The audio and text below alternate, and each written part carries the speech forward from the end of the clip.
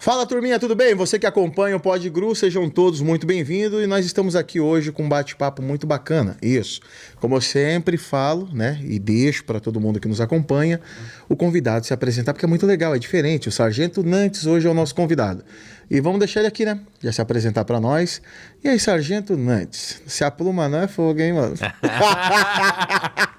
E aí, irmão? Na boinha? Sargento, tá com você e se apresenta. A casa é sua. Lisboa, primeiramente uma honra estar contigo aí. Você é um Obrigado. grande irmão. Conheço você, não é de hoje, já acompanhava o seu trabalho na internet antes de te conhecer pessoalmente. Então, Legal. hoje é uma honra a gente estar nessa mesa aqui batendo esse papo. Obrigado. Sou o Sargento Nantes, policial militar há mais de 20 anos. Uau. Atuo, minha última unidade, né, antes do afastamento agora, a Rota, desde 2009. Legal. A Rota. E, cara, vim da periferia, Osasco, cresci, minha família basicamente é boa parte de Osasco. Cresci com aquele sonho do menino da periferia, geralmente, que é ser o policial, Pode no mal. o jogador de futebol, geralmente é aqueles... Legal.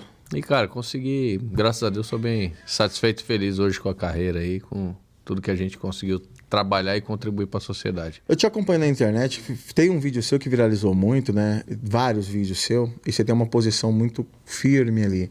Mas antes de ter você na internet, tem o ser humano antes, né? Tem um camarada antes. Como começou, onde você viveu, o período, família, como é que foi para entrar na corporação?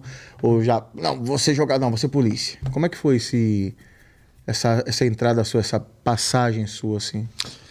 Cara, estar na Rota pra mim é um sonho de infância, né? Eu sempre quis ser da Rota também. Então, por isso que eu falo, é um sonho de infância. As boinas, minha mãe tinha aquelas boinezinhas. Boinazinha. O pessoal dava pra Sim, ela. sim. Eu sou da época da veraneio. Da pô, lembra? veraneio, eu também. Os caras com aqueles sobretudo. Década de 80, 90, os veraneios que Bascaia. rodavam no bairro e passavam no bairro e... Só ficava o espírito. Quando eu era criança, cara, eu sempre tive uma admiração, né? Acima da média pela Rota. Mas meu pai policial também, legal, meu pai de trabalhou família. na época no PTM, né? Já era veraneio também, trabalhava na veraneio. Só que eu tinha uma admiração, não sei, né? Na periferia, a Rota sempre teve aquela imagem muito forte. Quando passava uma viatura na rua, meu irmão, era comentário do mês. Ficava o mês inteiro a molecada falando, você viu aí, passou a Rota, pá, os caras... E sempre tive aquele sonho de infância, assim, dos 6 até uns 12 anos, eu tinha muito essa vontade de ingressar na polícia. Só que aí quando próximo dos 11 anos de idade, eu comecei a trabalhar de chaveiro com os meus tios. Meus tios são renomados no ramo de chaveiro em Osasco, né? Legal. E aí eu comecei a trabalhar com eles e eles meio que abandonei esse sonho, porque você vai... se envolvendo na profissão. Eu tinha uma colocação boa no mercado também na época, ganhava bem. Oh, legal. Então, assim, até os meus 18 anos, 19 anos, eu nem pensava em ir pra polícia mais. Já tinha abandonado esse sonho. Eu falei, não, eu sou chaveiro, tenho uma profissão, ganho bem, eu tô bem estabilizado. Só que, cara, aí quando eu tinha... Aí nesse período, próximo dos 18 anos, roubaram... Eu tinha 2 tios que tinham aquelas caminhonetes D20, sabe? Meus tios trabalharam pra caramba, compraram no leilão, reformaram a caminhonete e as 2 estavam impecáveis. Eu lembro que um deles perdeu a caminhonete, não foi recuperado até hoje. Caramba. E o segundo, ele perdeu essa caminhonete que... O segundo tio meu, questão de 15 dias depois, perdeu... A caminhonete foi roubada também. Caramba. E na época ele tinha um tijolão, um celular tijolão.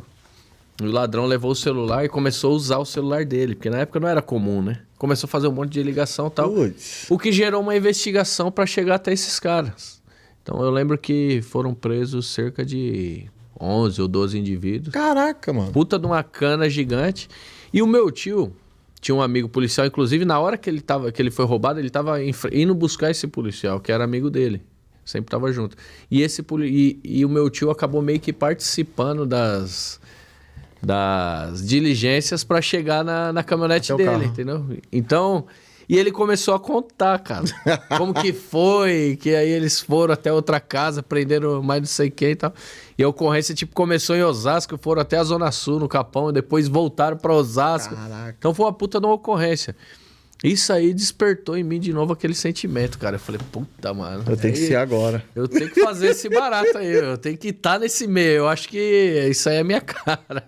E quando você participou assim da prova, como é que foi esse Então, lance? e assim, né, cara? Eu não, como eu falei, eu tinha profissão e tal, eu não ligava muito pra estudo, meu. Escola eu ia pra cumprir tabela, então... real, da periferia, da molecada. Eu ia pra cumprir tabela na época. Só encher matéria já era. Porque o meu pai, talvez eu sei que ele sempre quis o meu bem, mas ele não sabia, de repente, me explicar. Ele falava assim, você tem que estudar. E eu pensava, estudar pra quê? Pra quê? Ele não sabia... Ele falava assim, eu tenho profissão, ganho dinheiro já, tô legal, tenho carro, tenho moto. Com meus 18 anos eu já tinha 2, 3 carros, moto, eu juntava uma grana. Então eu já eu tava indo bem. Falei, tô deslanchando, eu não preciso estudar pra quê? Na minha cabeça não entrava isso. Ele nunca tinha chegado, talvez até por... Não vou julgá-lo por isso, né? Por conta da limitação também de repente, de conhecimento dele. Ele, na época, ele sabia o que era bom pra mim, mas ele não sabia, de repente, direcionar ou me mostrar o porquê. Então, não me convencia, né? Eu falei, não preciso estudar não, tô de boa. Aí, quando deu esse estalo, eu falei, porra, vou entrar na polícia. Como é que faz? Aí, como é que faz pra entrar na polícia? Estudar. Não, aí eu comecei a ir atrás, porra. Aí eu tinha até falecido esse menino, acredito, o filho do meu barbeiro, ele tinha ingressado na polícia. Um dos filhos dele. Já tinha... E esse cara, eu cortava o cabelo com ele desde os 12 anos de idade. E aí, eu fui lá na barbearia. Puta, vou entrar na polícia, vou perguntar. O filho dele acabou de entrar, vou trocar ideia com quem? Que não tinha internet, né, meu? Não era algo comum, né? Caraca, isso é muito louco, hein? Não tinha internet, não era algo que você ia hoje. Hoje você vai na internet e pesquisa. Dá um Google e pesquisa como? No celular, pô. Na época não tinha nem computador, dificilmente quem tinha computador em casa pra você pesquisar. Lan House era... Tinha que ter um tutor pra isso, senão você nem encostava perto. E aí eu fui no Google da vida real, né? Da época nossa, né? Que era o boca a boca, o vizinho. E como é que faz? Como é que foi e tal? Ele, não, você presta concurso aqui, eu já tenho umas provas que eu tinha reprovado. Então eu peguei algumas provas antigas desse policial.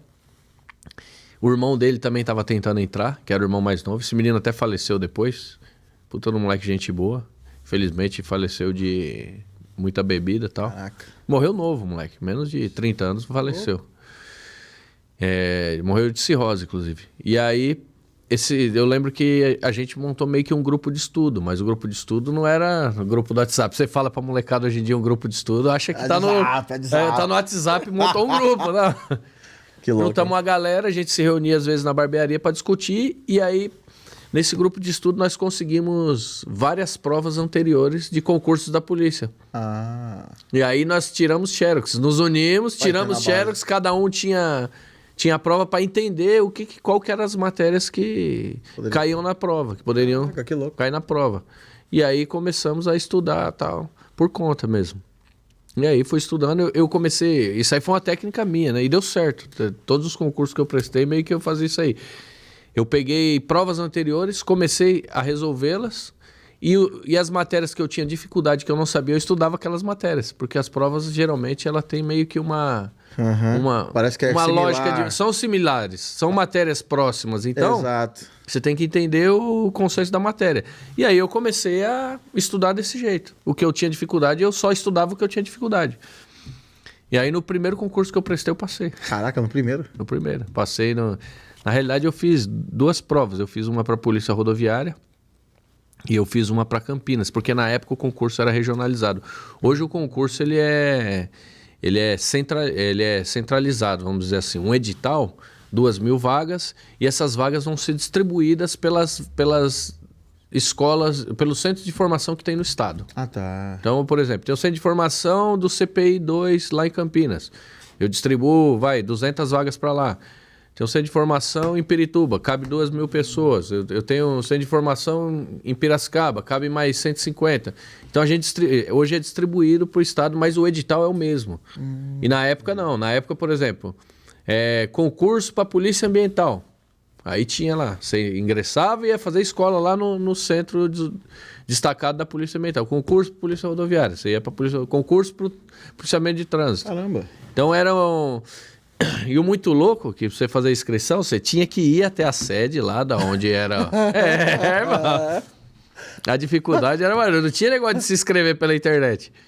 Você ia até a unidade, pegava uma fila muitas vezes quilométrica. Caraca, mano. Pra pegar a ficha de inscrição. Aí você pegava a ficha de inscrição. Puta, peguei a ficha de inscrição.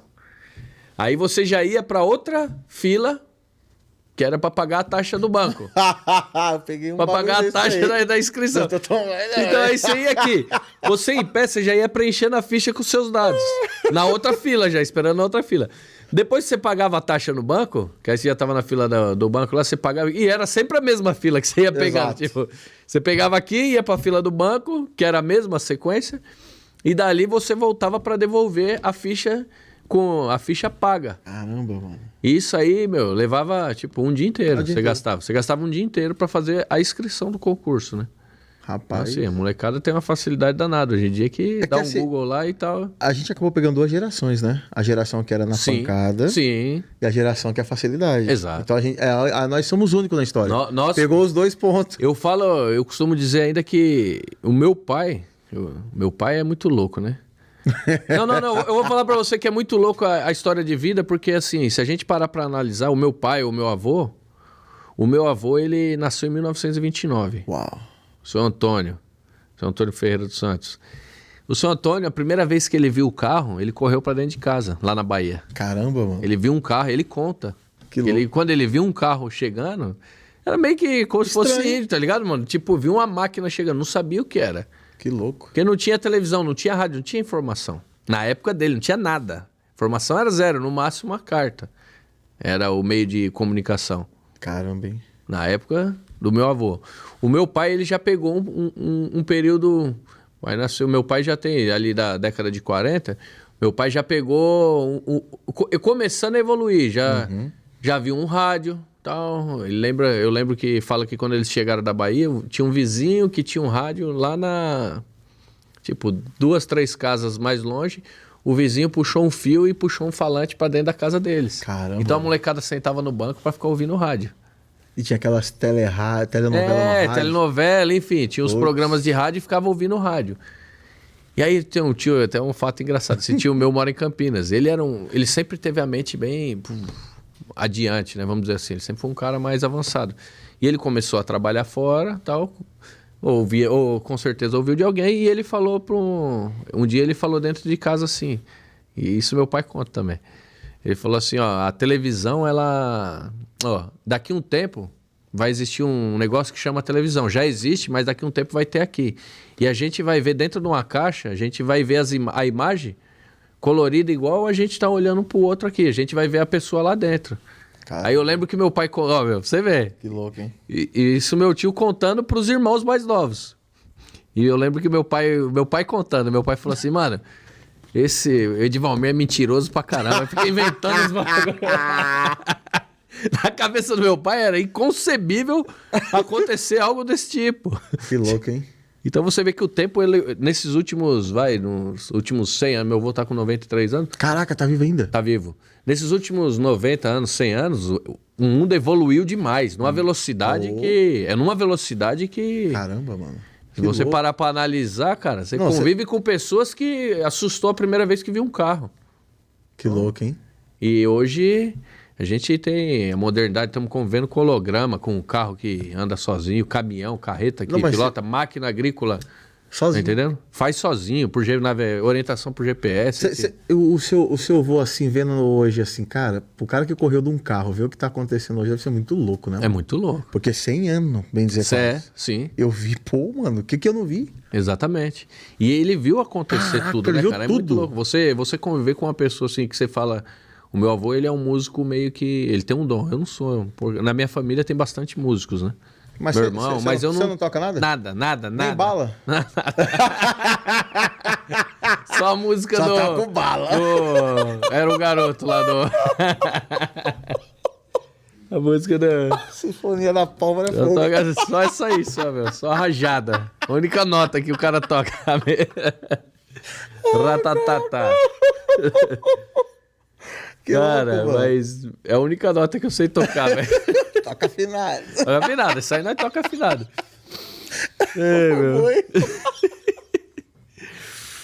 Eu vou perder a piada, não. Não, tá certinho, meu. Continua aí, se eu vou tocar... É músico, e ele é músico de ouvido, cara. Ele toca qualquer instrumento. Aí já era, de ouvido é treta. De ouvido, ele toca qualquer instrumento. De ouvido é treta. Então, assim, a primeira... Ele falou que o primeiro instrumento dele, o primeiro violão dele, ele que fez, que ele é marceneiro. Ele fabricou o violão. Tem até hoje? Não tem mais, meu. Porra, É eu falei. relíquia, hein? É relíquia. É relíquia, Eu falei pô. pra ele, pô, você. No leilão aí. Você é louco. Não, você guarda um A negócio história desse do pra você. É negócio. história. Ele fabricou o próprio, Mas ele o próprio violão. Ele, por ter 90 e poucos Marceneiro. anos assim, ele nunca pensou em escrever um livro, deixar alguma coisa? Cara, é muito simples. Você vai conversar com o cara, Sério? ele é uma pessoa muito simples. Ele não tem essa. Ah, mas grava. Não gosta muito nem de perguntar. TV. A TV você vê que eu vou. Tá. Aí às vezes eu vou lá, eu coloco, ele não sabe, não tem noção, né, como que movimenta, Smart TV e tal. Aí eu coloco um Chaves pra ele, que ele gosta de dar uma Não, Chaves é risada. da hora. Chaves Mas ele não... Não, porque mas de repente cê- nós cê- poderíamos escrever, né? Né, Uma biografia aí, dele. você já imaginou? Pô, você imagina um cara que viveu 90 anos. Ele nasceu que data, mais ou menos, ali, período? Cara, 1929, né? Ele viu a Segunda Guerra Mundial em 45, mano. Sim. Coisa que a gente vai tá lendo em livro, Tá lendo ele o viu. livro. Sim. Ele estava lá. Você tá louco, Tá vivo, mano. tava assistindo, né, meu? Enciclopédia. Ouvindo, vendo notícias. né, na época. Exato. Ele tava no período do conflito. Sim.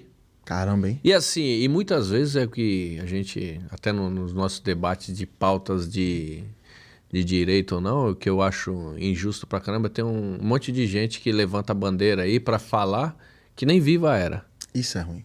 Aí você vai conversar de fato, porque eu acho que para eu ser justo e honesto com algo, eu tenho que conversar com quem viveu algo. Né? É o mínimo. Para eu falar de um assunto, se eu não vivi, eu tenho que falar pelo menos, para eu ser uma pessoa justa e honesta, eu tenho que falar, você viveu naquela época? Conversar com pessoas que viveram, como que era isso? Como que era aquilo?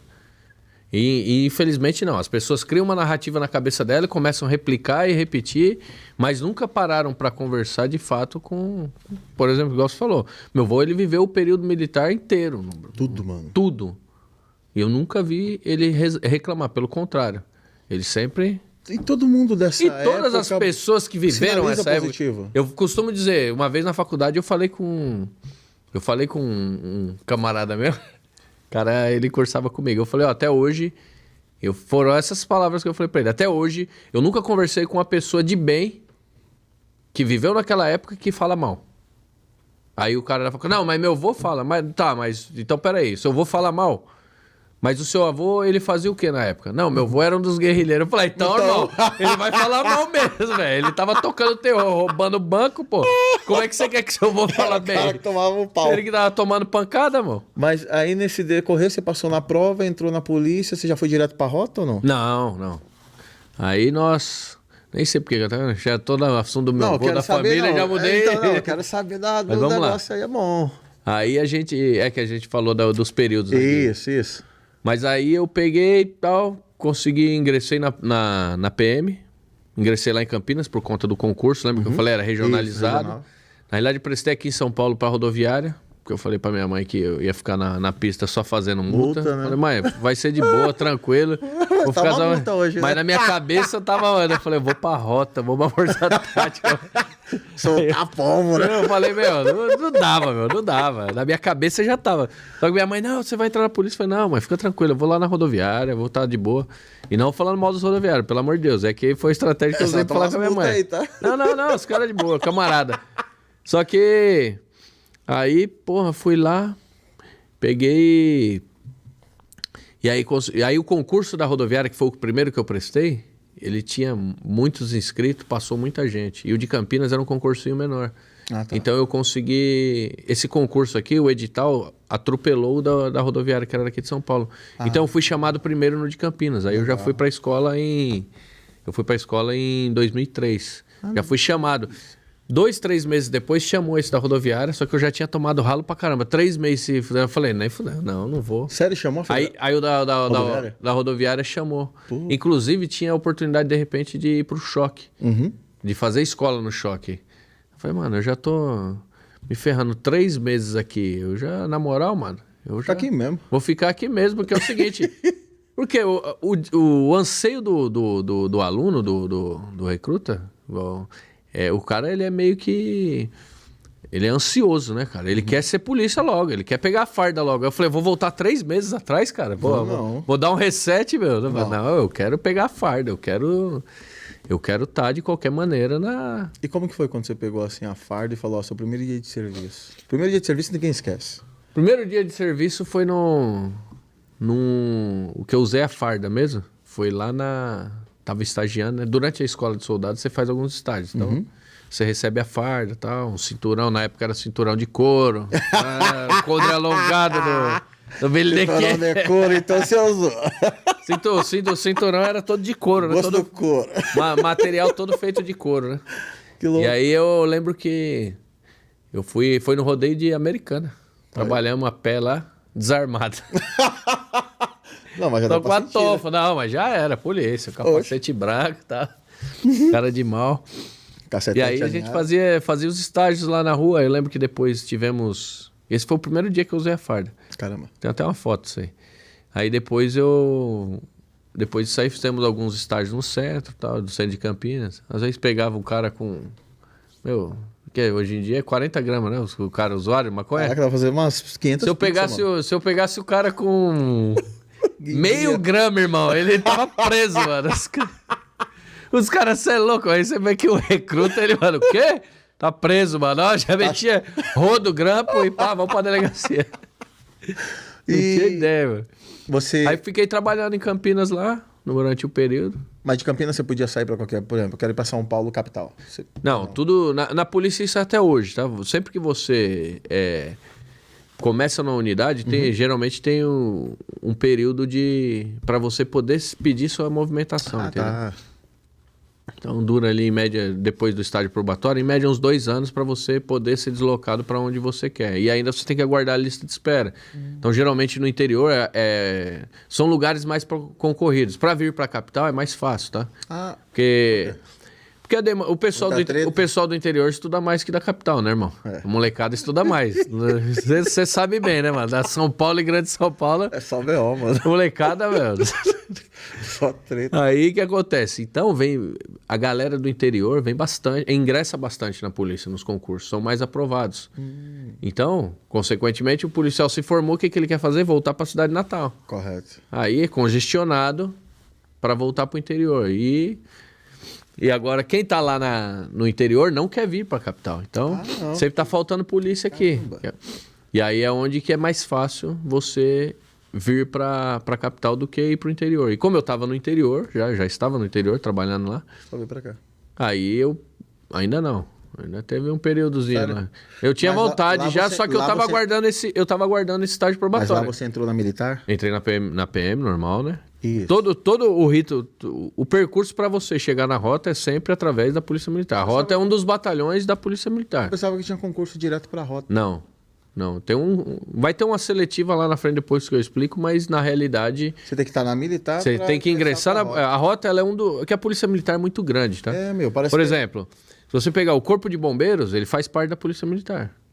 A Polícia Rodoviária Estadual faz parte da Polícia Militar. Polícia Ambiental faz parte da Polícia Militar. Então, um policial que ele é integrante hoje da Polícia Militar, ele pode pedir... ele pode trabalhar basicamente em todas as modalidades de policiamento estadual. Tá. Entendeu? No caso, são departamentos especiais. Exato. São unidades específicas. Então, por exemplo, vai ter, igual eu falei, Polícia Ambiental, Polícia Rodoviária, aí você vai ter o COI, o GAT, o CANIL, que são unidades de choque. O CDC, o terceiro de choque, que é o controle de distúrbios civis, né? Que é um batalhão próprio para... Geralmente você vai vir com aquele guardião, com jato de água para... Só de grandes manifestações, grandes turbas, né? Legal, hein? Não sabia não, é bem interessante isso daí, né? A separação do corpo. E aí, quando você entrou, você ficou quantos anos na militar até sair para a rota? Aí ingressei lá, eu trabalhei na rua durante um período, quando eu tinha menos de 1 ano de rua, quase ia fazer... Tava completando 2 anos de polícia, eu fui baleado lá, né? Caraca. Eu fui vítima de uma tentativa de roubo. Aí tomei 5 tiros nesse dia. Caramba. E era recrutinha, né, meu? Puta. Putz. Aí isso aí meio que me deu uma balada na época que... Porra, eu falei, caramba, eu tinha sonho de progredir na carreira, queria ir pra um batalhão especializado e tal. Eu falei, puta, deu uma uma congelada na carreira ali, né, meu? Uma travada. E isso aí me custou 2 anos e meio, mais ou menos, de ser... Pra eu trabalhar, eu tive que trabalhar interno, com restrições. Porque eu saí do hospital de cadeira de roda, né? Um dos disparos pegou na coluna. Caraca, mano. Então, foi uma fase bem difícil, né? Fiquei mais de 6 meses afastado, mesmo sem nem trabalhar na polícia. Só com licença médica. Depois retornei, continuei tratamento com fisioterapia. Caramba, mano. Fui me... Quantos anos você tinha, mais ou menos? 20 anos, 20 anos. 21 Caraca, bem no começo, então, da carreira. Não, bem no começo. E foi muito louco, foi uma superação. Tive que me superar, entendeu? Porque... Só que eu tinha muita força de vontade, né? Desde o dia que eu fui baleado, eu não aceitava, né, a condição. Porque eu entrei na polícia para servir, né? Você entra na polícia para servir a sociedade, para servir as pessoas. E de repente, quando você se vê na cama de hospital, impotente até para tomar água, se depender das pessoas até para um copo d'água, cara, aquilo lá para mim, eu não aceitava. Eu não aceitava de maneira alguma a situação. E comecei a batalhar para... Tudo que, tipo... Você ficou quanto tempo? Um amigo meu, o Sargento Valdir, até mandar um abraço pra ele. Ele conseguiu, hoje, aposentado, Tenente Valdir, ele conseguiu uma fisioterapeuta, amiga dele, que fosse me visitar até em casa. Porque na época o salário era... Os recursos eram curtos, né? O salário mal dava pra pagar o aluguel e fazer a compra do mês, irmão. Putz. E aí, ainda você fica afastado, você reduz mais ainda o salário. Mesmo em operação, quando você é vitimado assim, Mas eu tava abaixo? de folga, né? Eu tava de folga. Mas você é polícia 24 horas. Infelizmente, assim, ao longo dos anos, o salário da polícia ele foi construído com base em bonificações. E isso aí acaba que, tipo assim, mais ou menos, ou você trabalha e recebe, ou senão o seu salário ele tem grandes cortes quando você é afastado, tá? Então, na época, puta, mano, eu tava meio que... Pô... Não fiquei desamparado porque eu tive muitos amigos no entorno lá, muitos camaradas que sempre deram a força, né? No caso isso aí, eu não tinha dinheiro, por exemplo, para pagar uma fisioterapeuta. Eu nem tinha convênio médico, nem tinha condição de pagar um convênio médico. A fila de espera na época, o serviço, hoje até melhorou bastante, o serviço da Polícia Militar, o serviço de saúde. Em comparado ao que era antes, melhorou muito. É um hospital de saúde separado? O militar, assim, funciona. O militar em si... Ele tem o hospital da Polícia Militar que atende ele, tá? Que fica na Zona Norte. Já os familiares, eles fazem parte, os dependentes do policial, eles utilizam a Caixa Beneficente. Caixa Beneficente tá bom. Que é o famoso Cruz Azul. Você já ouviu falar? Já. Então, os familiares, os dependentes, eles utilizam, os pensionistas utilizam o Cruz Azul. Serviço muito bom. E o policial em si, ele utiliza o serviço do HPM, né? Hospital da Polícia Militar. Quando você passou esse perrengue todo e volta restaurado, você ficou quanto tempo? Até restaurar? Cara, 2 anos e meio, mais ou menos. Parado? Parado, assim. 6 meses eu fiquei afastado. Aí voltei a trabalhar interno com restrições. Aí ficava trabalhando dentro do quartel. E nesse período aí, continuei fazendo os tratamentos com fisioterapia para poder me recuperar 100%. Quando você ficou 100%, você ainda ficou... Na realidade, eu voltei pra rua. Sério? Toda vez que eu ia eu já contei isso aí. Algumas vezes já prescreveu mesmo, agora eu posso falar. Ai, cara. Todas as vezes que eu ia no médico da PM, que a gente é avaliado, sempre o policial, ele pode passar por um especialista externo à polícia, tá? Mas a Polícia Militar ela tem unidades de saúde também. Tá. Unidades integradas de saúde. Então, o policial, toda vez que ele é avaliado por um médico externo à Polícia Militar, ele também tem que ser avaliado pelo médico da Polícia Militar, da própria polícia, entendeu? Então, assim... E toda vez que eu passava nessa avaliação por esse médico que me avaliava para ver se eu estava apto para o serviço ou não, ele sempre me dava 6 meses de restrição. E eu recruta, meu, desesperado para voltar a trabalhar na rua. Eu falei, não, cara, eu não posso ficar 6 meses parado. E ele, não, 6 meses interno, lá para restrição de rua, um monte de restrição. Então. Aí eu voltava até triste. Aí teve uma vez que eu cheguei lá e ele tava de férias, mano. Putz, já era. Aí o outro médico olhou para mim, e aí, como é que tá seu pé? Eu falei, doutor, tá zerado. Inclusive, o doutor fulano, não vou ficar falando o nome dele. O doutor fulano falou que ia me dar alta agora. Putz. Ele é mesmo? Então toma, receba. Me deu alta. Eu voltei com o apto. Aí voltei com o apto pra companhia. Falei pro capitão, eu preciso trabalhar na rua. Ele, não vou colocar você na rua não, você é louco. Segurou lá. Eu falei, não, capitão. Aí ele colocou meio que em xeque, assim. Ele falou, só deixa você ir pra rua se você conseguir alguém pra vir pro seu lugar. Ele imaginou que eu não conseguiria. Correto. Aí eu converso com um com o outro, tinha um polícia que tava com os problemas em casa, o polícia falou, eu queria trabalhar o tempo interno. Eu falei, troca comigo? Já era. O cara demorou. Fechou. Eu voltei pra rua, cara, eu voltei a patrulhar mancando. Eu mancava mesmo, literalmente. Caraca. Eu puxo um pouco até hoje de uma perna, né? Mas eu mancava feio. E voltei pra rua, cara. Falei, não, nem... Puta da vontade de pegar ladrão, cara. Eu falei, não. Ocorrência, fala aí, vagabundo. É bem isso aí mesmo. Bem não deixa que eu chuto. Olha aí, vagabundo. Aí eu ficava atrás do volante, né? Eu dirigia, eu pegava no pinote. Na época eu pilotava uma barca, Sério? 6 canecos. Opa, uma Blazer, 6 canecos. Só não tinha freio. Agora vem aqui, depois você voltou na Aí mancando. voltei, comecei a trabalhar na rua, mancando, fui me recuperando e tal. Aí fui trabalhar com escolta de preso, um puta de um trampo. Foi bom, foi um puta de um aprendizado. Carregava os bondes do CDP Hortolândia, CDP Campinas, carregava todos os bondes pro Fórum Central. Então a gente fechava o centro, escoltando os presos. Fizemos um puta desse trabalho, aí eu fiz quase uns 2 anos. Aí deu 5 minutos, aí quando eu vi que já tava legal, tava indo pras cabeças, já dando as canas, eu falei, já tô bem de novo. Aí falei, vou colocar meu nome pra ir pra rota.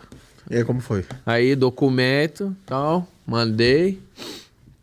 Um dia encontrei, você lembra esse amigo do meu tio que eu falei que era policial? Que deu uma força pra achar a caminhonete? Esse cara, ele trabalhou na rota. Foi motorista do Telhada nas antigas. Nossa. E o Telhada tava comandando a rota. Putz. Aí eu falei com ele falou, você quer ir pra rota mesmo? Lógico, já coloquei meu nome lá e tal. Encontrei ele um dia, ele falou, a rota não é mais a mesma coisa não, viu, Isso, cara que trabalhou na década de 80. 80, né? E eu lá em 2008, 2009, falando com ele. Ele falou, a rota não é mais a mesma coisa não, mas se você quiser ir, eu dou uma força. Aí eu lembro que ele chamou o Telhado no Nextel ainda. Tem um menino aí, eu vou mandar os dados dele e tal, dá uma força pra ele. Aí passou uns 2, 3 meses eu fui chamado pra ir lá estagiar. Porque na rota você insere hoje, como funciona hoje, tá? Vou falar. Você insere seu nome no banco de dados. O seu nome, você vai passar por uma pré-entrevista lá. O seu nome ele vai ser submetido a uma investigação, uma nova investigação social, né? Para saber das suas condutas dentro da instituição. E se você for aprovado nessa primeira seletiva, você está apto para vir estagiar no batalhão. Aí você passa por um treinamento quando você chega, treinamento prévio, né, de adaptação. Você é adaptado numa unidade de choque e depois você vai estagiar. Esse estágio pode durar de 3 meses a 6 meses, ou dependendo dos casos, já chegou a durar até 1 ano esse estágio, para que você conquiste seu braçal.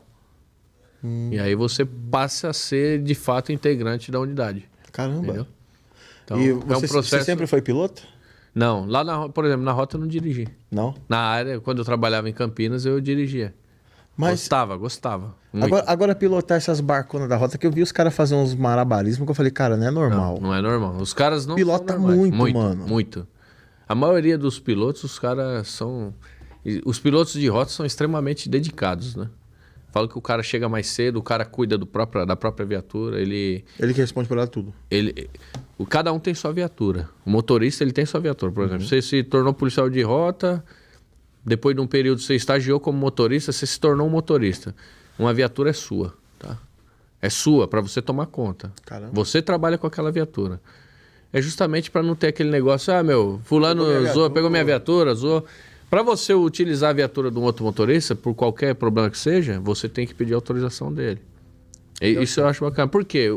O cara, ele cuida como se fosse o carro dele mesmo. O motorista, ele pega todo o serviço, ele chega mais cedo, ele faz a limpeza da viatura, ele leva, lá temos uma oficina lá dentro, o cara leva, sobe se está com barulhinho ou não na suspensão, ele já dá uma olhada, dá uma avaliada. É igual se fosse o carro dele. Tá? E aí quando você entrou na rota, como que foi a primeira operação assim? Porque o bagulho deve ser a adrenalina do caramba, né? Muito louco. É rota agora, né? Rota, meu. Fritando tudo. Não, na primeira vez você chega igual... O Rambo. Não, caramba, quem chega igual o Rambo? Você chega igual um estranho no ninho, cara. Você chega em choque. Você senta de quinto homem na viatura, eu falo, pode ser o cara mais embaçado do planeta Terra. Quando você olha para aqueles 4 brucutuzão... Você ficava no quinto, um homem ali atrás? Todo estagiário, quando ele vai estagiar, ele estagia no banco do meio lá atrás. Mas tem uma finalidade, cada um sentado no carro, não tem? Cada um tem sua função, é distribuído, né? Uhum. Cada um tem sua função lá dentro, seu campo de observação durante o patrulhamento. Então, assim, é tudo muito bem dividido e muito bem explicado. E não, é algo que você aprende durante o estágio, justamente. Você aprende, cada um aprende a sua função. O que cada um tem que fazer em cada situação, em cada momento. Então, isso otimiza demais o trabalho. O nível de padronização da rota, se fosse aplicado em empresas, em qualquer empresa, pode ter certeza que é sucesso. Não estou levando para o mundo privado, porque o serviço que a rota oferece para a população e para o Estado é de extrema excelência. E por que só tem uma rota, não tem mais rota? Não, existem outras unidades, assim, existe também a parte do... a rota é meio que vamos dizer, uma tropa reserva. Você não pode, de repente, meio que, sabe... Vou falar de maneira chula, mas imagina que você está jogando truco e tenha 4 zap na mesa. Não dá. Que graça tem o jogo? Nenhum. Tá entendendo? Ela é meio que a carta reserva. É o zap na manga. O Estado não pode catar e encher de zap o baralho. Senão perde o sentido. Entende? Mas existem outras tropas tão boas quanto, com treinamento tão bom quanto, que suprem demandas específicas. Por exemplo, foi criado os BAEPs. Os BAEPs foram criados basicamente em todos os grandes comandos pelo Estado. O que é o BAEP? Antigamente, os batalhões de choque, principalmente a rota, a gente rodava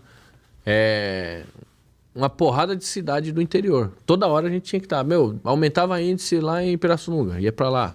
Aumentava índice... sei lá, Miracatu, a gente deslocava para lá. Então a gente andava o estado inteiro. Uau. Isso é exaustivo para a tropa, sabe? Você desgaste de viatura, desgaste da tropa. Muito longe. Pô, imagina que muitas vezes a gente ia para Caraguá e voltava no mesmo dia. Você conseguia patrulhar 2 horas na cidade, 2, 3 horas e ir embora. Você perdia a eficácia do patrulhamento. Exato. Então o que foi sendo criado? Que começou em Campinas. Em Campinas começou o primeiro BAEP.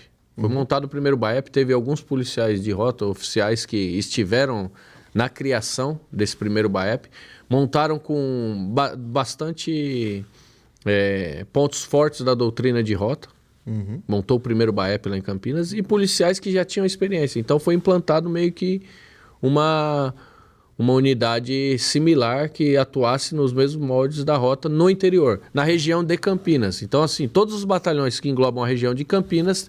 foi criado o primeiro BAEP. E, de fato, foi uma tropa foi muito bem sucedida nas atuações lá, e que gerou impacto e temor na vagabundagem. Caramba. Na época lá. Tanto que existe até hoje música dos BAEP. Os vagabundos começaram a pichar a parede escrevendo fogo na BAEP. Porque os caras... Você via que começou a incomodar o crime. Foi uma tropa muito contundente, muito bem elaborada, muito bem estruturada. Que louco. E a partir daí criou-se mais dois BAEPs, que foi o da Baixada, que é o segundo BAEP, e o de São José dos Campos, que é o terceiro BAEP. Criou e começou a tomar forma. Aí depois virou meio que, na época do governo Dória, virou plataforma de governo. O Dória falou, vou criar BAEP no estado inteiro.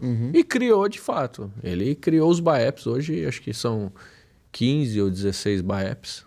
Então, o 15º, inclusive, foi o último, foi em Guarulhos, de Guarulhos. No caso, eles são estratégicos. Aqui tem 6 municípios, um BAEP aqui, supra os 6. Na realidade, geralmente é por grande comando. O que é grande comando? Por exemplo, o CPI 2 em Campinas. O CPI 2, ele tem 11º Batalhão, 49, e ele deve ter em média uns 8 batalhões, 8 a 10 batalhões. Caraca. Que respondem para esse grande comando, que é o CPI 2. E o BAEP, o primeiro BAEP, ele responde diretamente para o CPI 2 também. Então ele pode atuar na área desses batalhões que estão na circunscrição do grande comando. Tipo, a jurisdição dele é exatamente. E aí você pega lá o CPI 8, por exemplo, que é lá na região de Prudente. Também tem o 8º BAEP lá. O 8º BAEP, ele atua na região. Então meio que... Antes, talvez, ocorrências grandes, porque eles trabalham de maneira bem similar à nossa, com equipamentos, treinamentos similares aos nossos. Então, eles conseguem hoje suprir demandas que, de repente, nós teríamos que deslocar para lá. Você pega a tropa e desloca, e nós ficamos mais que... A rota, então, é só em operações especiais mesmo. Toma. Eu não diria que tem a unidade de operações especiais, por exemplo, né? Tem o GAT, que é Ações Táticas Especiais, e tem o COE, que é Comando de Operações Especiais, que são batalhões de choque para esse tipo de operações especiais. A rota, ela é do patrulhamento tático, ó. Ações Táticas Especiais de Polícia. Ah, né? tá. Que louco. Então, assim... Caramba, quando você começa a compreender um pouco como funciona, é muito louco, né? E a rota, por exemplo, ela tem um diferencial que ela patrulha. É uma única unidade motorizada, é uma das únicas do mundo que executa o patrulhamento. Por ser especial. E o patrulhamento é uma tropa especializada que patrulha. Patrulha, isso. Porque a maioria das tropas, elas trabalham como? Geralmente é quartelada. Você só solta ela para determinada missão. E volta. E volta e fica dentro do quartel. Correto. A rota não, a rota patrulha todo dia. Rapaz, a rota quando passava na quebrada... Mano. E a rota sai procurando. Bicho. Aí você pega no Brasil, por exemplo, existem outras tropas que... Por exemplo, tem a Rony, tem as Rotans. Então, assim, tem bastante tropas que executam o patrulhamento tático também. Mas a matriz do patrulhamento tático especial é a Rotão, né, mano? E a rota. a Rotona, eu vi que o pessoal é tudo muito educado, conversa de boa. Mas é. Sempre assim, é uma geral sofisticada, né? Exato. Não, mas é mesmo. A rota é engraçado até porque, tipo assim, nós tivemos situações assim muitas vezes de estar combatendo, sei lá, pegou o cara no tráfico. Tá preso e tal. Deu uma geral na casa dele e tal. Fizemos as buscas. Aí quando você chega no DP, daqui a pouco... eu lembro que isso aí foi engraçado. Armando Mala, ela olhou e falou assim... Ah, vocês são a rota, né, meu? Por isso que eu vi que vocês estavam muito bem educados. Entendo. Tipo assim, mas... E de fato faz parte da cultura nossa, da doutrina, tratar o cidadão de bem e bem. Uhum. Nós temos... Não é o fato de você ter bastante energia que você precisa ser mal educado. Entende? Uhum.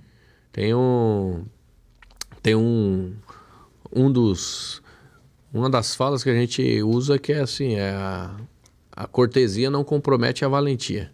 Eu ser cordial com você não quer dizer que eu sou menos fraco, que eu sou mais fraco ou que eu sou menos homem.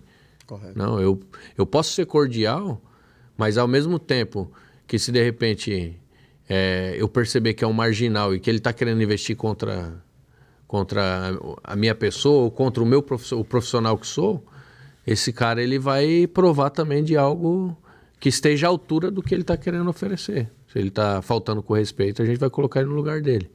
Agora, qual é a tática? Porque assim, eu era moleque e quando a rota passava, era mó barato. A molecadinha já ficava tipo em sentido de paredão. Parava a conversa na rodinha. Sim. Nós parava só pra ficar olhando. Olhando, já admirando, né, meu? Aquele padrão. Aí passava a barcona e nós olhava, os quatro parece que olhavam ao mesmo tempo, tudo no mesmo olhar. No mesmo olhar. E era tipo assim, quem peidar primeiro eu pego. Segurava a respiração e esperava ela ir embora. Também era comentário a semana inteira. Comentário a semana inteira. Passou aqui, você viu a rota passou e você viu os malucos lá dentro. Do que aí virava as histórias. Os caras olhavam, as armas pra fora. Não, era louco. Isso aí é louco, comentário de moleque, da quebrada. Aí como é que funciona pra você tá andando na rota aqui e passar bem na moral? Você olhou, vagabundo. Dá pra pegar ali? Cara, uma visão... você vê que teve uma discussão até de instâncias superiores aí do judiciário, né? Que falou que não é válido a experiência profissional do policial como para fundamentar a fundada suspeita, né? Não é válido. Eu acho um absurdo, né, mano? Isso aí é minha concepção como cidadão, tá? Você tá na rua. Como pessoa. Eu acho um absurdo você dispensar a experiência de um profissional que não tem como. É algo inexplicável. Geralmente a gente chama de tirocínio policial. Mas, meu irmão, se eu ver um cara, dificilmente eu erro, tá, meu? Eu olhar para um cara a 500 metros, eu vou saber se aquele cara já teve se ele tem uma vida pregressa, Se ele é, de repente, um vagabundo ainda que tá na maldade, tá na rua caçando pra roubar, entendeu? Tá caçando assunto. Eu sei. Ah, como você sabe? Não sei. Como eu sei, eu não sei. É o faro que fica ali, é os sinais que o cara dá. Cara, é porque é um conjunto. É um conjunto que você analisa. Você analisa expressões corporais. E isso aí vem com o tempo, com a experiência. Que louco, hein? É muito louco porque, tipo assim, o criminoso, ele tende a ter reações parecidas. Principalmente quando ele tá cometendo crime ou tá prestes a cometer. Então, o criminoso, quando ele depara com alguém que pode coibir a ação criminosa dele, ele entra num estágio de medo. Isso aí é animal, isso aí é algo que ele não controla. Que louco. É o instinto dele que tá falando. E quando você bate o olho no cara, e é muito louco. E o criminoso, muitas vezes, por ele saber que a rota, que os policiais nossos têm esse feeling, ele já se cagueta automaticamente. Ele bate o olho, ele já... Para logo. As expressões dele já mostram que ele... Ó, chega aí, vem aqui, filho. Vamos trocar ideia aqui, garotinho. Chega aí, cara. Chega aí, o que tá pegando? Aí muitas vezes você vai lá, vai dar uma geral. O cara tá com um revólver na cinta, tá com uma porção de droga. O cara se entrega sozinho. Agora, quando você entrou no batalhão e começou a fazer as operações na rua, qual foi a pior treta que você pegou assim, com a equipe? Entrou e falou, putz, será que hoje eu saio daqui? Cara, eu passei por várias operações. Teve uma que te marcou, com certeza. Teve uma operação assim que foi, eu acho... Tem algumas, né, que marcaram a gente, mas tem uma que eu gosto de falar assim, que foi um cenário de guerra, que eu não imaginei que eu viveria isso em São Paulo, né? Caramba. Teve uma ocorrência nossa lá na favela da Funerária. Na favela da Funerária. Sabe onde que é, né? Não. Não? Perto da divisa ali com Guarulhos, ali na região, por isso que eu tô falando. Só porque eu moro em Guarulhos? Não, mas é perto, cara. Geralmente Sério? conhece, uma puta na favelona, perto do viaduto Curuçá. Da Curuçá, mano. Enfim, favela da Funerária, na época, lembra dos Black Bloc? Isso. Tava tendo os Black Bloc, quebra-quebra, manifestação, tudo. os caras queriam quebrar a viatura, enfim. Em tese, começou-se uma manifestação na Zona Norte e uma viatura foi acompanhar. Quando essa viatura foi acompanhar, coincidentemente, estava tendo roubo numa transportadora. Putz. E a viatura chegou para acompanhar meio que a manifestação. Putz. Quando os vagabundos que estavam no roubo na transportadora perceberam a presença da viatura, tiro de fuzil para cima da viatura. Caraca. Os policiais ficaram meio que acuados num canto, começaram a tomar tiro, estilhaços da munição pegou e baleou um dos policiais. Foi estilhaço, tá? E aí esses policiais começaram a pedir apoio na rede. Eu lembro que a gente não estava tão longe, estava no comecinho da Leste, já começamos a deslocar para lá. Nisso, o helicóptero Águia, na época, ele foi fazer um sobrevoo, os caras rajada de fuzil para cima do Águia. O Águia informou na rede, falou, ó, tô deixando o local por impossibilidade de sobrevoo. E nisso a gente chegando por terra, as viaturas. Então, ou seja, na época foi determinado que todas as viaturas do nosso batalhão deslocassem para a comunidade. E aí nesse deslocamento, o cenário que eu cheguei assim foi meio que... Quando eu cheguei, foi meio que um cenário de guerra. Você via no alto do viaduto assim... veículos abandonados, com a porta aberta. Meio cenário tipo The Walking Dead, tá ligado? Caramba, mano. O povo pra baixo do carro, assim, escondido, agachado. E os vagabundos dando tiro, dando rajada com munição traçante. Você enxergava, assim, Putz, mano. Você enxergava as munição passando, meu. Caraca. Eles dando tiro em direção ao viaduto. Então, assim... E aí, no dia, nós tivemos que... Meio que o comandante do batalhão estava lá, para você ter uma ideia, do nosso batalhão. Encostou também. Então ele meio que organizou ali, foi pegando as viaturas que foram chegando na sequência, né, meu? Porque nós atuamos geralmente em pelotão, mas nesse dia, para você ter uma ideia, misturou todo mundo, mano. Vixe. Todo mundo é todo mundo. Nós, do Rotão só olhava, mano. E aí nós que... E aí é onde bate aquela assim, né? Você olha assim, mano, não tem ninguém mais para entrar, vai ter que ser nós mesmo. Vamos entrar nessa porra aí. Porque eu vou falar, mano, você tá tomando rajada de fuzil, irmão. Daqui lá eu vou... Aí eu falei pro polícia, pega o escudo lá, o escudo balístico. Mas o escudo era só pra conforto... Era só pra conforto psicológico, tá ligado, mano? Porque... A bala a munição de fuzil atravessa o escudo, entendeu? Sério? Atravessa. Então, tipo assim, era mais um conforto psicológico lá. E carregar peso, né?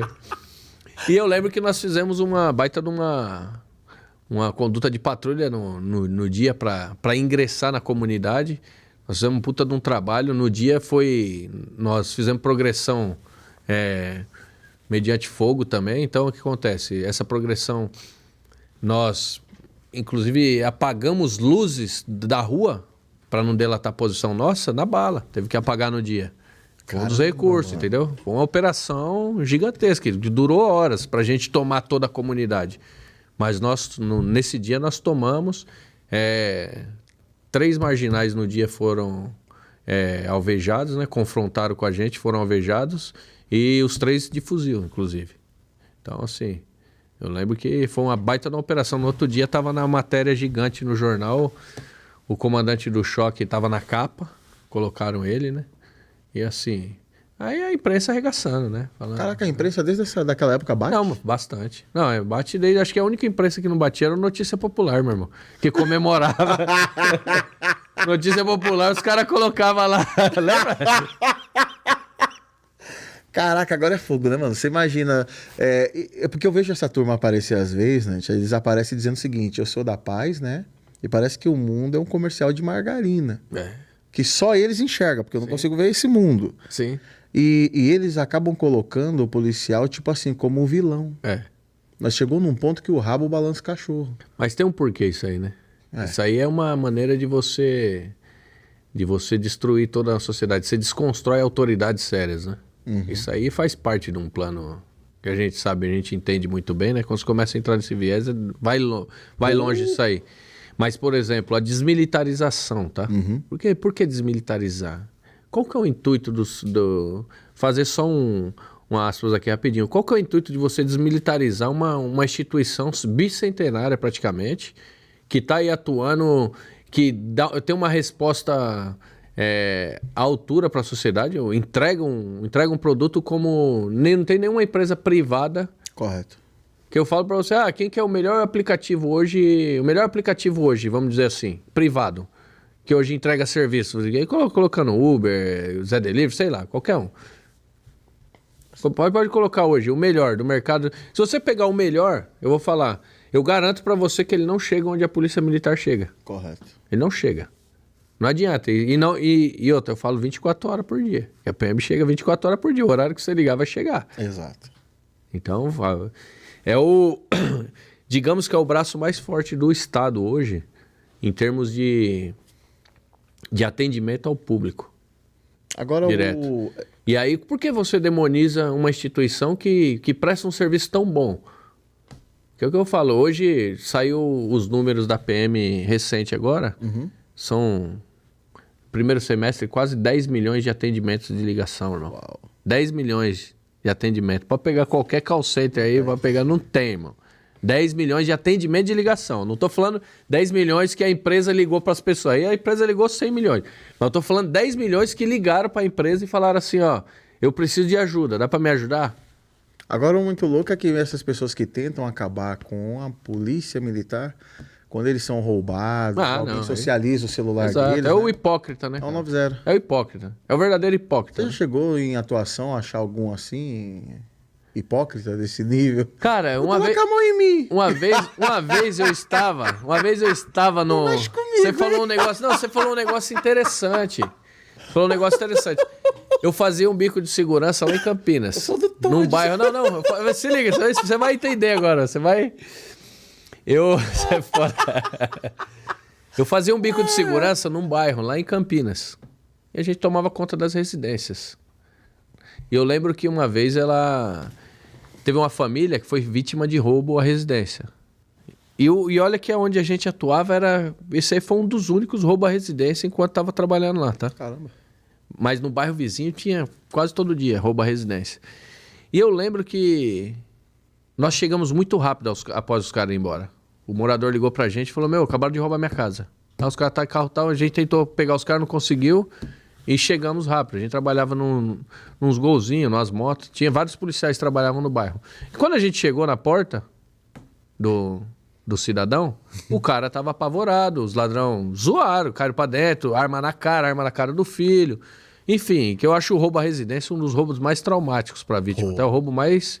que o cara invade a sua intimidade, né? Não, ele tá invade, nada. ele invade o asilo inviolável que é seu, certo? Correto. E o cara vem, ele cria traumas nos cômodos da sua casa que você fica com medo muitas vezes. Tem pessoas que mudam de casa porque não conseguem mais viver dentro daquele ambiente. Por conta dos traumas gerados. E eu lembro que quando eu encostei nessa ocorrência, tava o cara apavorado, o filho dele, levaram televisão, videogame, o carro lotado, né? Com todos os pertences. E eu lembro que o cara... Eu falei, passa as características... Porque eu tava ligando pros policiais que trabalhavam na área também para passar o carro que saiu, as características, como que os caras estavam, como que era a arma. E eu lembro que eu tava coletando as informações, aí a mulher do cara olhou para ele e falou assim, pode parar, não vai passar informação nenhuma, eles foram super gente boa, trataram a gente muito bem. Pegou o Vipão, volte. Cara, meu irmão, eu olhei pra aquela mulher na hora, eu falei, não, mano, não é possível que eu tô ouvindo isso aí. Não, cara, a pessoa meio que entrou numa síndrome de Estocolmo com o bandido, cara. Ixi, mano. Tá entendendo? Meio que achou que o bandido fez o bem pra ela, de ter tratado ela bem dentro da casa dela, quando ele tava subtraindo os pertences da... Não, eles foram gente boa, não trataram a gente mal, trataram a gente super bem. Nossa, que trabalho. Levaram a televisão, levaram o videogame do moleque, quase levaram o cachorro. Eu falei, porra, trataram bem, meu. Caraca, que merda. E aí você vê que é uma situação contraditória, né? Você fala... Porque você vê que a mina já não era muito... Legal das ideias. Não, já não gostava muito da polícia, tá ligado? É aquele pessoal meio simpatizante do vagabundo. Então você vê que o vagabundo faz um regaço na vida. Graças a Deus, nesse dia foi só dano patrimonial. Usou o patrimônio só que você vê que a pessoa deve ter um parafuso a menos pra defender o vagabundo. Né? Caraca, mano, que louco. E de lá pra cá você ficou... Qual foi na rota até que período? Período a período? Até agora recente, né? Recente? Me afastei agora por conta da eleição, né? Mas você ainda tá nativa? Mas eu tava nativa até dia 19, mês passado agora. Até me afastar. E hoje você... Cara, que é muito... É história pra caraca na rota de ter tido, mano. Bastante, cara. Ah, eu quero ouvir umas aí, mano. Tem uns vídeos seus que rodam na internet que você manda o cara se aplumar e aí essa pluma pegou. Pegou, cara. Como que rolou isso daí? Era como? Era assim, ó, câmera, liga aí. Então... Como que era? Os bastidores do negócio. Vou explicar a história de internet. Qual que é a minha relação com a internet? Por que começou isso aí? 2000... Fui pra roda 2009, em 2011 mais ou menos, eu estava trabalhando com fui trabalhar na equipe do Telhada. E o Telhada sempre trabalhou bastante com câmera dentro da viatura, com repórter, equipe de reportagem. Tá. Então eu comecei a traballar. Se você pegar uns vídeos antigos do Coronel Telhada, você vai ver eu magrinho lá, sem bigode e tal, tô lá. Tem o Cabo Nantes lá. Cabo Nantes. Mas não falava, o coronel sempre atuando. Mas eu sempre trabalhei e observei. E lá na rota, principalmente depois do Caco Barcelos, sempre rolou um preconceito com câmera, tá? O policial não gosta de trabalhar, a grande maioria. E aí, trabalhei um período com telhada, fui para a escola de sargento. Quando eu voltei, eu era o sargento mais recruta. E aí, eventualmente, tinha algumas demandas que vinham das emissoras para que nós saíssemos com repórter dentro da viatura. E eu era o sargento mais antigo? Não, era o mais recruta. Aí os caras olhavam, mano, vai você. Vai embora. Ninguém queria. Sério? E os caras não queriam, porque falaram, mano, você é o mais recruta, se vira. Eu, beleza.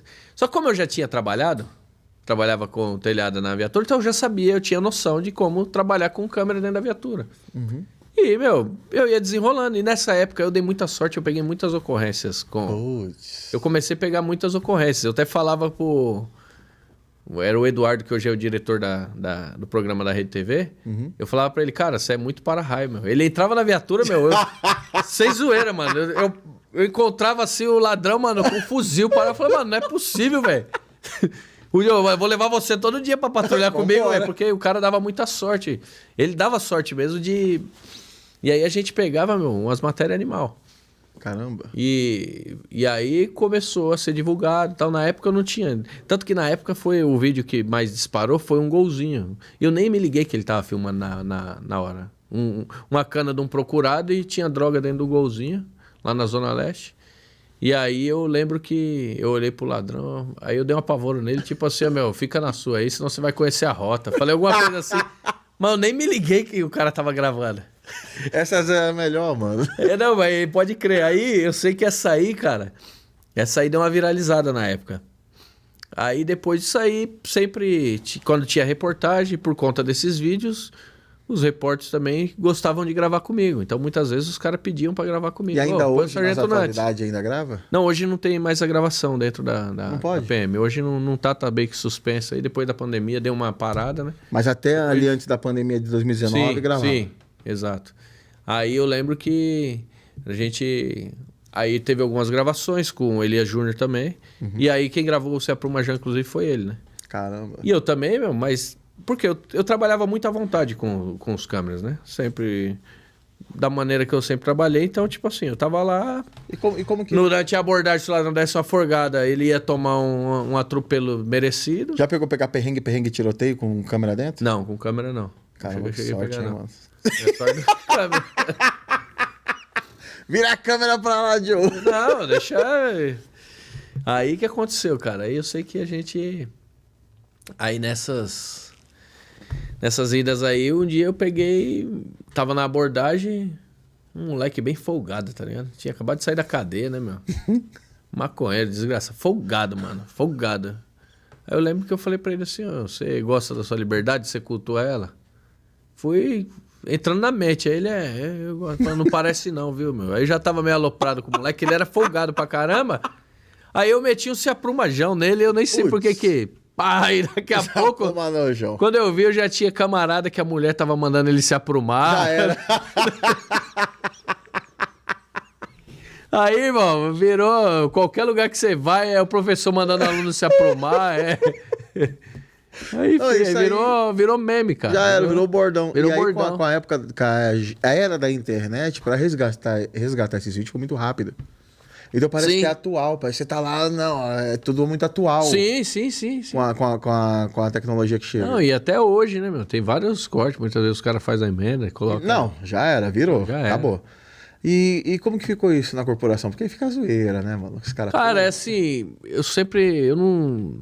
Graças a Deus, eu nunca tive problema na instituição, cara. Eu também sempre respeitei muito, né? Sempre respeitei meus comandantes, os governantes. Independente de muitas vezes de discordar ou não. Quando a gente... vai para, por exemplo, um podcast, a gente vem conversar aqui, eu acho que a gente tem que ter um compromisso a mais de não expor, de repente, problemas que você tem interno dentro da instituição, que de repente não é a visão de todos. Correto. Entendeu? Então eu sempre fui muito comedido em comentários para bater na instituição ou para querer falar mal do comando. Não, meu. Se eu tiver uma divergência ou outra, de repente pode ser algo pessoal meu e que eu não tenho que ficar expondo. Entende? Ou às vezes pode ser coisa da minha cabeça também. Então, assim, muitas vezes ocorrem injustiças, podem ocorrer injustiças dentro da instituição. Só que também nós temos ferramentas lá dentro para julgar essas injustiças, né, meu? Então, eu acho assim, não vai ser eu que vou, de repente, dar porrada ou colocar a minha opinião em cima, sendo que eu não sou absoluto. A gente tem ferramentas para julgar isso aí e mensurar se está certo ou se está errado, né? Correto. Entendeu? Mas então hoje... eu nunca tive problemas porque eu sempre tive essa postura de... cara, se for pra falar bem, eu falo. Se for pra falar mal, você não vai escutar eu falar. Agora, eu sei que você tá afastado agora, né? Mas esse trabalho que você vem exercendo na Rota, eu cheguei a ver um tempo um pessoal dos veteranos. Sim. Que eles têm toda essa... É um trabalho muito louco que a Rota faz. Porque eu venho acompanhando desde moleque. Olha, sim. O Tobias Aguiar ali sempre... Veranei, a turma, eu sempre fui muito fascinado ali, porque era por isso que botava ordem na quebrada. Sim. Eu nasci em quebrada. Sim. Então, assim, quando passava era o comentário da semana. Nossa. Então, assim, ela faz esse trabalho de veterano, que eu achei que é muito louco, com os carros antigão, as veraneios. Eu cheguei a tomar uma geral na Paulista da Rota, né? Tinha acho que era o Ferrari. Tava ele uns veteranos, né? Aí ele seguia o canal. Pô, Lisboa, chega, eu falei, mano, meu sonho é tomar uma geral da Rota. Os caras davam geral de você. Legal, cara. Aí conheci a galera lá, troquei ideia, falei, putz, a história. Aí ele me contou uma história, ele tinha um livreto. Ele falava assim, ó, na nossa época, eu não sei se você chegou a ouvir isso lá dentro, nós parava com o Fusquinha na porta da quebrada e falava, manda fulano descer. Fulano descia. Eu falei, não pode ser. E patrulha era com cara só no Fusca. É, meu irmão. Na moral. E acontece isso aí mesmo. Antigamente Falei, rapaz, não a tinha baratinha muita ideia. cantava Não, mas... fino, mano. Mas é que eu falo assim, é a presença... porque você pegou a história de veteranos lá dentro. Não, eu peguei. Meu pai é policial, né? Eu cresci dentro do ambiente que eu convivia com um cara da década de 70, os policiais. Eu cresci dentro do quartel, né? Então, meu pai é veterano também. Caraca, mano. E eu falo assim, a gente... vamos dizer assim, não vou nem dizer o respeito da polícia. A sociedade era diferente nessa época também, né? Você catar na época que a gente era moleque, um maconheiro, por exemplo, ele tinha vergonha de fumar maconha no meio da rua. Ele subia pra uma laje, ia pro meio do mato, mas ele respeitava. O cara que era bandido lá, o ladrão de varal que a gente costumava falar na nossa época, lembra? Isso ainda existe, será? Não, deve ter essa porra. É que hoje é o Noia, né? O Noia ocupa toda essa função, né? O usuário de droga, o craquento. Mas, na época, Essa foi lembra o ladrão de varal? Ô, mano, essa é da antiga. Os caras roubavam a roupa do varal. Só que o ladrão do varal, até o ladrão do varal, ele ia roubar em outro bairro. Ele não roubava no bairro dele. Não dá com o mesmo tênis, né? Senão ia ficar meio... Não, mas mas hoje em dia, tipo assim, eu vou falar assim, não era nem com medo de talvez de ser plotado. Era ética, né? O cara meio que tinha um respeito ali. Eu não vou dizer... Até o vagabundo, ele era diferente. Era mesmo, né? Até o vagabundo, ele era diferente na nossa época. A sociedade, ela mudou muito. Caraca. Hoje ninguém respeita ninguém. O aluno não respeita... O professor, ele tinha autonomia pra bater no aluno na nossa época. Putz. E se você contasse em casa que você apanhou do professor, Apanhava você de tomava outro couro. Falava, se você apanhou é porque você mereceu. Você tomava outro couro. Então, assim, hoje em dia não tem um respeito mais do filho com o pai, do professor, do aluno com o professor. Outro dia eu tava dentro da favela, nós estávamos na operação, tinha uns 500 policiais, 300 a 500 policiais numa operação gigante na Zona Norte. Helicóptero, mano, cachorro do canil, uma operação gigante, nós fechamos mesmo a comunidade. E eu lembro que tinha uma senhora correndo atrás de 2 crianças. Tinha uma menina, aliás, 3 crianças. Era uma escadinha assim. A menina era mais velha, devia ter uns 7. Aí o outro 5 e o outro 3. Os catatãozinhos assim. E a mulher correndo atrás, aquele padrão da quebrada, né, mano? Vem pra casa, pá, aquela gritaria atrás. E eu lembro que ela gritava e as crianças não estavam dando ouvido pra ela. Aí eu entrei na frente das crianças e falei assim, você não tá ouvindo sua tia falar, não? Volta pra casa. Você imagina na nossa época, um polícia entra com o fuzil e fala, volta pra casa. Tá louco. Não, meu irmão, se você não voltasse mijado, tava errado. Tomei em quadro. E eu fiz meio que pra mostrar que tinha que respeitar. Você não tá vendo sua mãe falar, não? Eu falei, mãe, você tá ouvindo sua mãe falar, não? Aí ela, não, moço, eu sou tia deles. Eu falei, não tem problema, é pra respeitar, vai pra casa.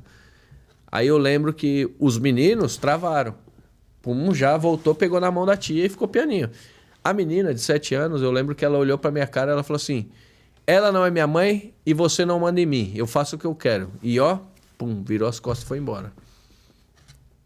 Então, pra mim, quando eu vejo uma criança com uma resposta dessa, com uma atitude dessa, isso é totalmente preocupante, irmão.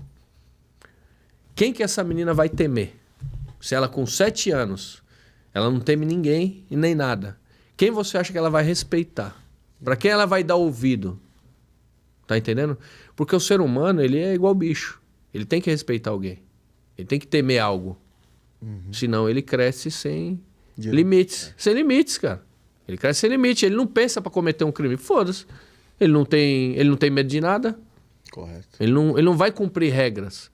E pra gente viver em sociedade, a gente tem que cumprir regras. Então, pra mim, eu olhar pra uma criança dessa, eu falo, ela não teme nada, é preocupante. Cara, então... Porque a nossa sociedade está num caminho que ou a gente reverte tudo esse bolo aí que foi criado ao longo dos anos, ou... Vai lá. É o futuro, né, meu? Você vê uma criança, dá uma dessa e não é só ela, é milhões de crianças. São milhões. Né? Então São milhões. Você vai fazendo a escala por milhões, aí você pega as escolas de hoje, não são as de antes. Não são. Hoje, pra gente ir pro finalmente, eles falam... Há uma briga muito com a escola cívico-militar.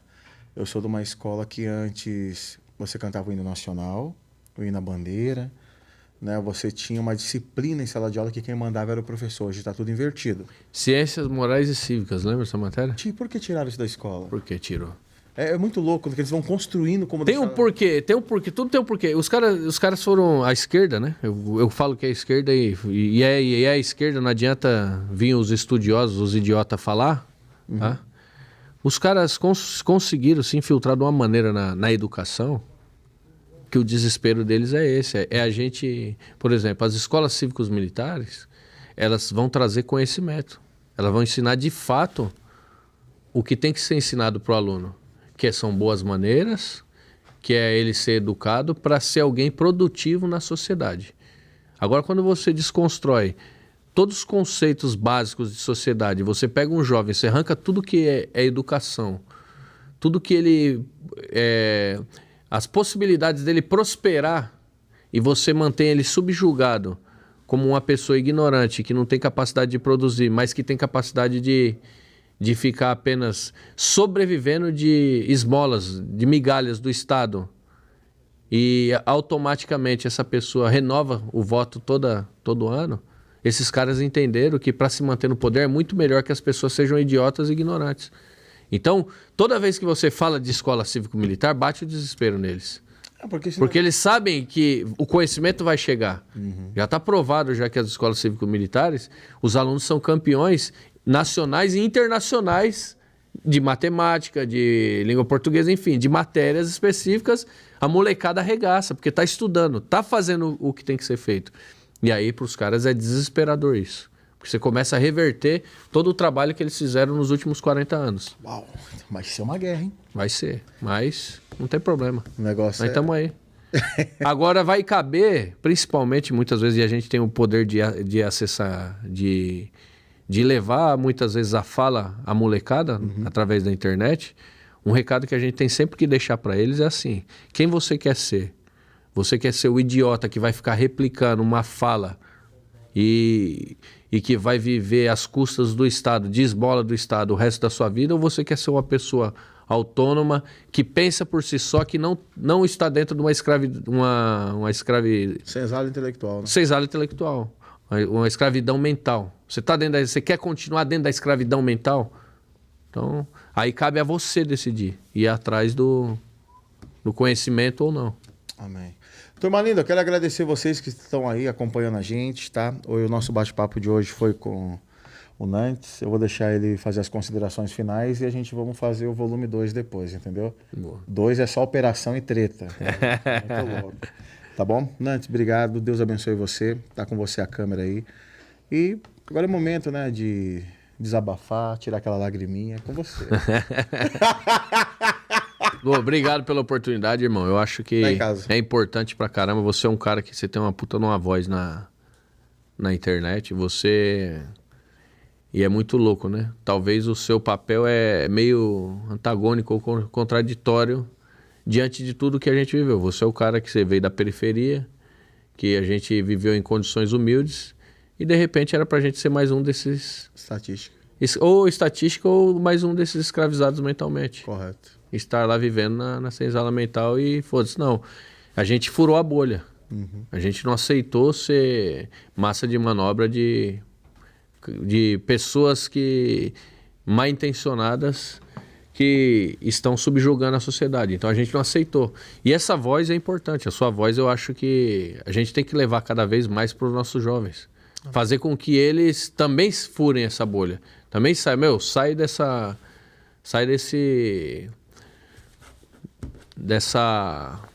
marasmo, né? Desse marasmo. Sai desse meio desse bolo, cara, e vem pra gente.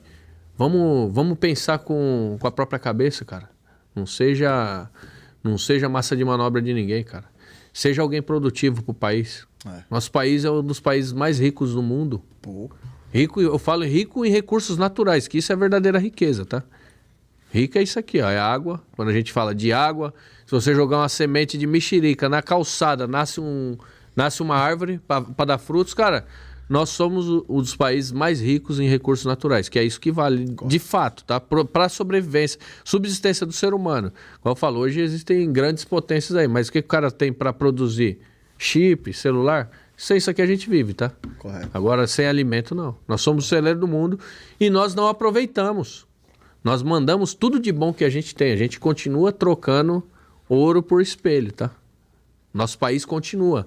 Nós continuamos sendo escravizados e o nosso jovem, ele tem que ser MC, tem que ser cantor de funk, mas ele não pode ser engenheiro agrônomo, ele não pode ser um empresário bem-sucedido, dono da multinacional, ele não pode ser o cara que, de repente, é dono da indústria farmacêutica de fitoterápicos, que nós temos a Amazônia inteira para ser explorada. Não, o nosso jovem ele tem que estar sendo subjugado lá na periferia, ou ele tem que ser traficante, ou ele tem que ser...